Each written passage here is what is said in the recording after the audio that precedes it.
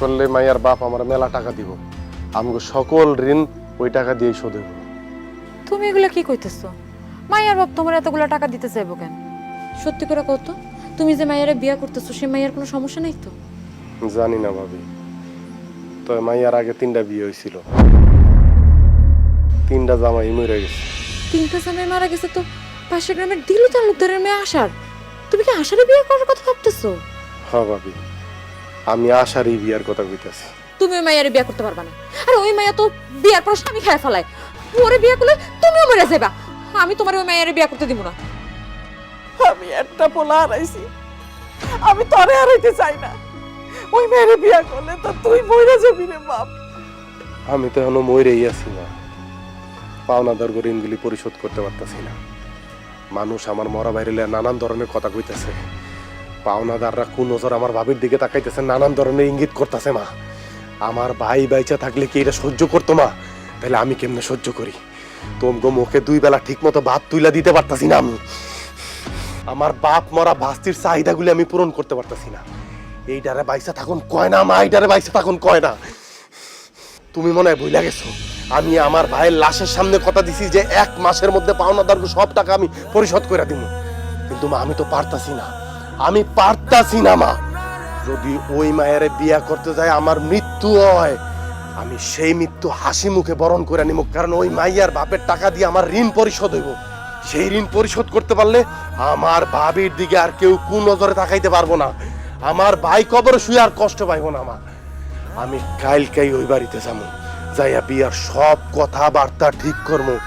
এরপরে আমার কপালে যা আছে তাই।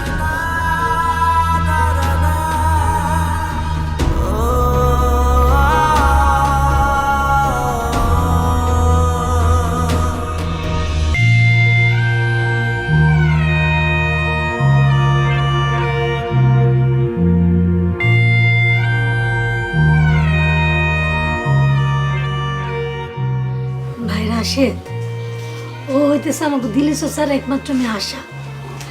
ওর কথাই আমি তোমার কইছিলাম। এখন দেখো তোমার পছন্দ হয় কিনা। এইখানে আমার পছন্দ অপছন্দের কিছু নাই। বিয়েটা আমি কেন করতে রাজি হয়েছি সেটা তো আপনি ভালো করেই জানেন। সেই বিষয়টা যদি ঠিকঠাক থাকে তাইলে ওনার বিয়ে করতে আমার কোনো আপত্তি নাই।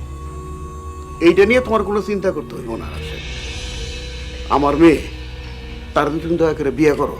তোমার ভাই তো মরার আগে বহু টাকা পয়সা ধার দেনা করে মারা গেছে, আমি সব শোধ করে দেবো, তোমার কথা দিতেছি। শুধু টাকা পয়সার বিষয় না, আরো কিছু বিষয় আছে।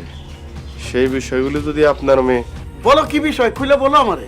আমাদের বাড়িতে আমার ভাইয়ের শেষ চিহ্ন আমার ভাবি আর আমার ভাস্তি থাকে, তারা আমাদের সাথেই থাকবো, আমাদের সাথেই খাইবো। এই বিষয়ে আপনার মেয়ে কোনো ওজোর আপত্তি করতে পারবো না। আমার ভাবিরে যদি উনি তার নিজের বড় বোনের মতো দেখে এবং আমার ভাইয়ের মেয়েরে যদি উনি তার নিজের মেয়ের মতো দেখে, তাইলে এই বিয়েতে আমার কোনো আপত্তি নাই। আপনি কোনো চিন্তা করেন না, আপনার ভাবি তো আমার বড় বোনের মতোই। হ্যাঁ, আমি বড় বোনের মতো করেই দেখব। আপনার সাথে যদি আমার বিয়া হয়, আপনার ভাই আমার ভাই হইতো না। আপনার ভাস্তিরে আমি নিজের মাইয়ার মতো করে আদর করব। আপনার ভাবি আর ভাস্তিরে নিয়ে আমি কোনোদিন আপত্তি করবো না। তুমি যেটা বললা রাশিদ, তার ব্যতিক্রম যদিও কোনো কিছু করে, আর তোমার ভাবির উদ্দেশ্যে বড় বোনের মতো না দেখে, তোমার ভাস্তির যদি মেয়ের মতো না দেখে, শুধু তুমি আমার বলবা। এই মেয়ে আমি কাইটা নদীতে ভাসাই দেবো, কথা দিতেছি তোমার। ধন্যবাদ চাচা। আমার শেষ আরেকটা কথা আছে। আপনি আমার যে টাকাটা দিতেছেন, এইটা আপনি যৌতুক হিসেবে বিবেচনা করতে পারবেন না। এই টাকাটা আমি আপনার কাছ থেকে ধার হিসাবে নিতেছি। আল্লাহ যদি কোনোদিন আমার দিন ফিরায়, এই টাকাটা আমি আপনার ফেরত দেব। সেই দিন কিন্তু আপনি না করতে পারবেন না। তুমি যে একটা ভালো মানুষ তার প্রমাণ তুমি আবার দিলা। তোমার জায়গায় অন্য কোনো ছেলে হইলো এই টাকার লোভ কিছুতেই সামলাইতে পারতো না। ঠিক আছে, তুমি টাকা ফেরত দিতে চাইতো, দিবে। আর যদি না দাও তা তো আমার কোনো সমস্যা নাই বাবা। কি তোমার কথা শুনে আমার প্রাণ জুড়ে গেল। হ্যাঁ, তোমার কি কমু, তোমার মতো ভালো ছেলের কাছে আমার মেয়ে বিয়ে দিয়ে আমি তো খুবই খুশি। আলহামদুলিল্লাহ, যেহেতু 2 পক্ষই আপনারা রাজি, আমরা শুভ কাজে দেরি না করি। কি বলেন চাচা? যেহেতু আপনার মায়ের একটা সমস্যা আছে আর রাশেদের ভাই সদ্য মারা গেছে, সেজন্য লোকজনরে বেশি জানা